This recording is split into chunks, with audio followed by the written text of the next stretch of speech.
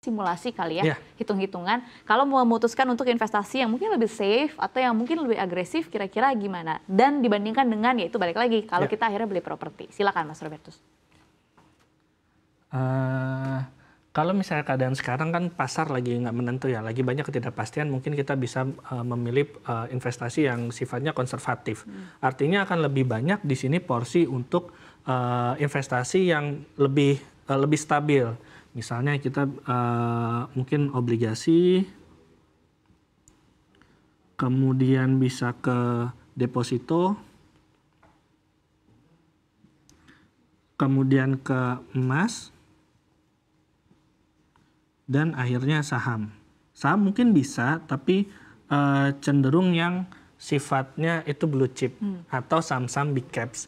Nah, terakhir mungkin kita masukin di sini bisa kita tetap pelihara cash di situ ya, atau uang kas. Jadi ketika misalnya dari konservatif keadaannya bagus, kita nanti akan bisa ubah ke agresif, itu modalnya ada. Oke, obligasi mungkin kita bisa taruh di sini 30%. Kemudian deposito memang aman, tapi karena sifatnya yang nggak liquid, mungkin di sini bisa di 20%. Kemudian emas di sini juga 20%. Nah, saham ini akan jauh lebih sedikit.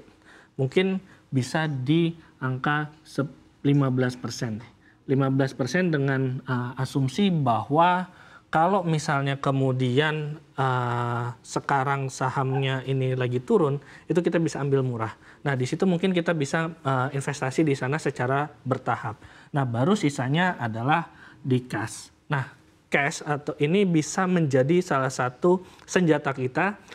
Nanti proporsi ini akan berubah ketika kita masuk ke proporsi ketika investasi agresif, yaitu ketika kondisi keuangan ekonomi secara global maupun nasional itu membaik. Nah, kalau misalnya kita ke agresif, ini akan berubah, kemudian sahamnya mungkin akan bisa mencapai ke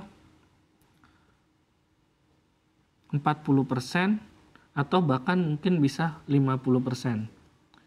Karena kita ingin mengoptimalkan tadi cash kita, dan kondisi ketika konservatif ini asumsinya adalah pasar saham itu sedang drop. Sehingga kita bisa beli harga yang cukup baik, harga murah. Nah, ini proporsi kita akan meningkat dari tadi 15% menjadi 40-50%. Nah, ini yang kemudian kita harus diversifikasi dengan obligasi tetap. Obligasi mungkin di 20%. Kemudian kalau bisa juga kemudian di deposito atau emas. Jadi bisa saya rasa sih mungkin lebih baik deposito ya, karena mungkin bisa liquid dalam 1 tahun. Jadi 1 tahun bisa dicairkan, bisa menjadi salah satu alternatif juga. Ini bisa di 10%. Dan baru sisanya tetap kita harus sedia cash. Kenapa cash ini akan selalu ada maupun di investasi agresif atau konservatif? Ini sebagai modal jaga-jaga. Artinya ketika misalnya sahamnya drop, kita menemukan harganya bagus dan juga trennya masih bullish, kita bisa tambah modal di situ.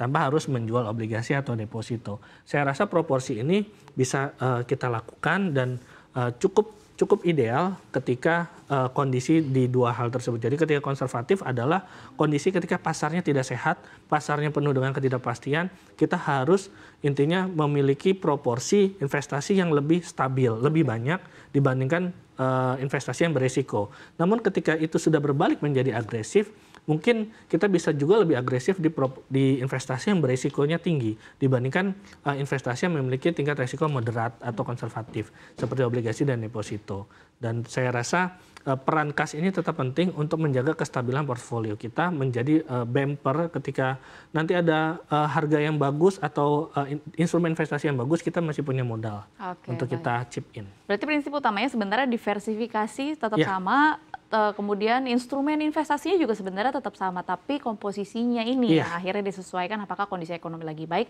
atau lagi buruk. Inilah yang menjadi rekomendasi begitu ya, kalau akhirnya mau menginvestasikan semuanya ke surat berharga. Begitu. Oke.